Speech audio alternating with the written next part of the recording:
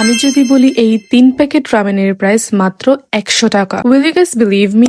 আসসালামু আলাইকুম everyone, hope you all are doing well. সকালে ঘুম থেকে উঠেই আগে পর্দাটা সরালাম, আর নরম মিষ্টি রোদে ভরে গেল আমার ঘরটা। তারপর বিছানাটা একটু গুছিয়ে নিলাম। আমি নর্মালি বিছানা গুছাই না, বাট যখন গুছাই তখন মনে হয় সারা দিনের কাজ সেরে ফেলেছি। Then I went to my Bubui. I can't express how much I love her. কিছুক্ষণ তার সাথে বসে আমি গেলাম আবারও আদা পানি করতে।